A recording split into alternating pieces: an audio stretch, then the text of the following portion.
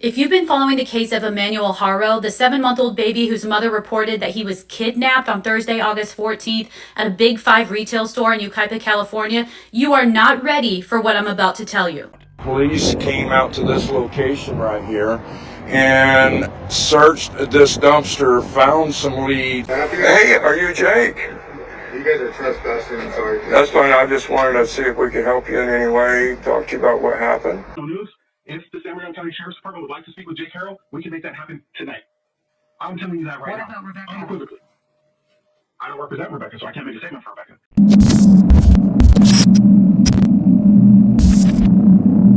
Oh, y'all thought we was done? Fugitive TV. And we are here with another update. This one is on baby Emmanuel. Now, the dad has, we all know, has went and got his lawyer. His lawyer is actually speaking for him. Now, I'm not a lawyer or nothing, but I'm sorry, but if I was involved in a case like this or situation like this, I wouldn't even be talking publicly at all. Because no matter what you say, somebody's going to try and dissect every little bit of what you say and still pin it against you. And his lawyer, I believe, to me, it just made it a little worse. Past cases and is speaking on Jake's behalf today. Hey, Vincent, thank you for doing this today. Big question. Why have Rebecca and Jake stopped cooperating with the police if they're desperate to find the baby and the police are looking for the baby? I don't know where the statement that they stopped cooperating came from, Ashley. I spoke to the detectives yesterday, offered for Jake to continue to speak with them, have not been made aware of any request today to speak with Jake. I don't represent Rebecca, that needs to be very clear, but I have not been asked to produce Jake. I offered to produce Jake. They voluntarily turned over all of their electronic devices, including the passwords. I think that's something that's huge that nobody has been made aware of. Let me just stop you for 1 second. I don't want to interrupt you, but you just said you don't know where that statement came from, Mr. Hughes. I'm going to read you the statement the police sent to us. Investigators interviewed multiple individuals, including Emmanuel's parents, Jake and Rebecca Haro. During those interviews, Rebecca was confronted with inconsistencies in her initial statement and declined to continue with the interview. So the statement came from the police themselves. For one, every time the lady asked, hey, what about the wife or what about Becca or anything like that, the lawyer kept saying, why I only represent Jake. Sorry, that's it. I only represent him. Our public opinion is already out. Even yourself, it sounds like you guys already have your mind made up. Jake has voluntarily provided the electronic devices that there was a search warrant for, including the passwords. The vehicle that you were saying is breaking news that you brought up that was broadcast is not something that is new. They haven't had their vehicle since Thursday night when this alleged kidnapping happened. So it's not new that you're saying at the beginning of this broadcast that it's new information. The vehicle is gone and make it sound like they just took the vehicle today. The vehicle's been gone since Thursday. I don't represent his wife. Now, that's not odd because think about it. If you ever have a co-defendant in a crime, right, you're not going to have the same lawyer as conflict of interest. Usually they'll have two different lawyers. So it's not going to be common if she has a lawyer too. You know, that's going to be common if she has a lawyer too. But at the same time, I have seen, if they're legally married, you know, a lawyer for both of them. Now, is he going to do like he did before? Do y'all know about the past before? So his past, he was actually with another lady. If you've been following the case of Emmanuel Haro, the 7-month-old baby whose mother reported that he was kidnapped on Thursday, August 14th at a Big 5 retail store in Yucaipa, California, you are not ready for what I'm about to tell you. I think everybody knows by now that his father, Jake, was convicted in 2023 of willful child cruelty from a 2018 charge involving his 10-week-old daughter. Well, this is that daughter. So look, it says here on October 13th, 2018, Haro and Avina, that was his wife at the time, their 10-week-old daughter was admitted to the hospital where she had an acute or new fractured rib, 6 ribs with healing fractures, a skull fracture, brain hemorrhage, swelling of the neck, and a fractured leg bone that was healing. He blamed Vanessa for the baby's injuries, and they were both arrested and charged. The baby girl ended up going to one of Vanessa's cousins, who has her to this day. She actually ended up adopting her. Now, when she was born, Jake and Vanessa named her Carolina Rose, but after the cousin got her, she renamed her to Promise Faith. Just going to show you guys a few pictures of her. It's just heartbreaking. Another one. Promise turned 7 on July 31st, and let me tell you how Jake's beating has affected her life. As you can see, she has a tracheostomy tube, she's blind, she can't walk, she can't talk. The cousin said she has about 3% brain function left and she's 100% dependent for all cares. Now, I was informed that Vanessa did drink while she was pregnant with her, but despite that, she was born healthy. She didn't have any problems until she was beaten. Now, this little boy is named Carlos, but his original name was Jake Haro II. He's Jake and Vanessa's older child, and the cousin has custody of him too. He was born with fetal alcohol syndrome.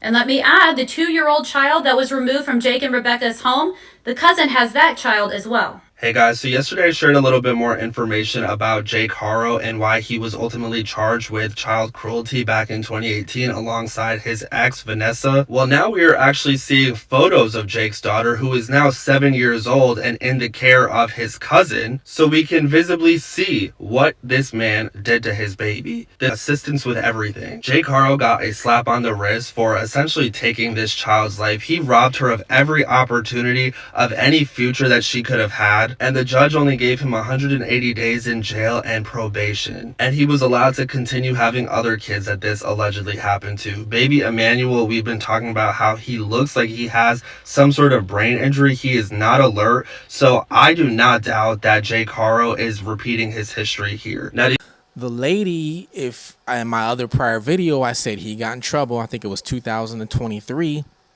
For crimes on a child, which was his own daughter, come to find out.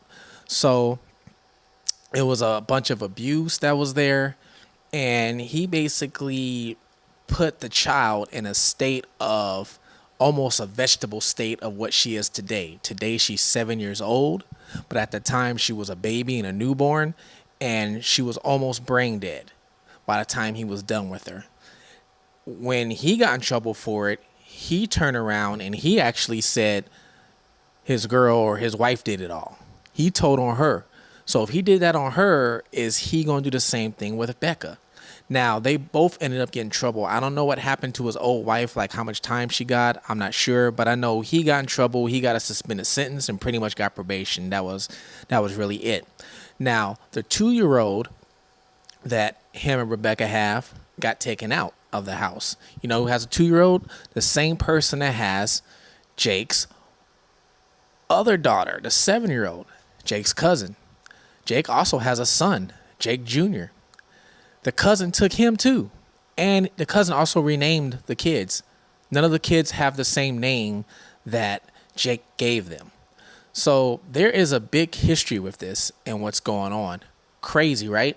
And come to find out, Rebecca's brother is currently locked up right now. He is in prison for unaliving his own girl.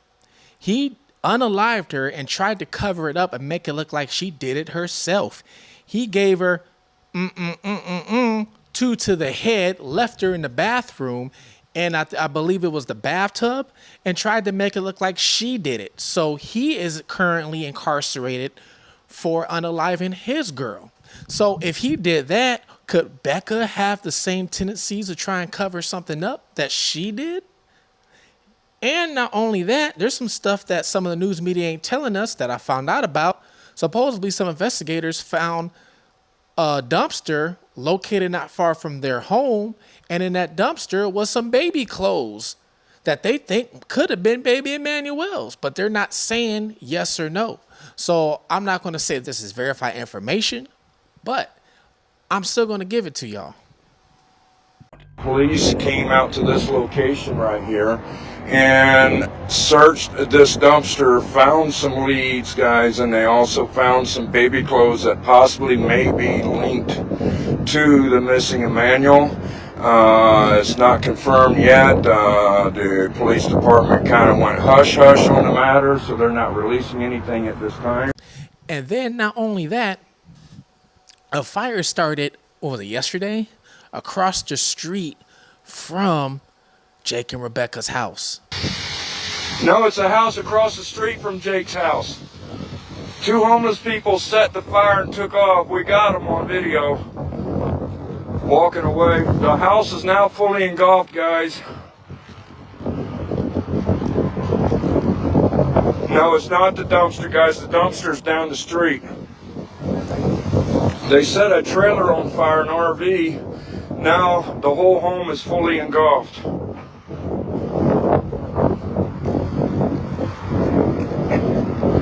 Where is the fire department?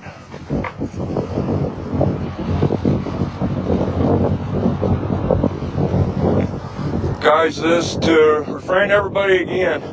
This is not Jake's house. This is not affiliated with the family. The glass just broke in the house. That's Jake's house right there, where the missing baby is. A fire. Supposedly 2 homeless guys set this house on fire, or 2 homeless people, guy and girl, whoever, set the house on fire. Now,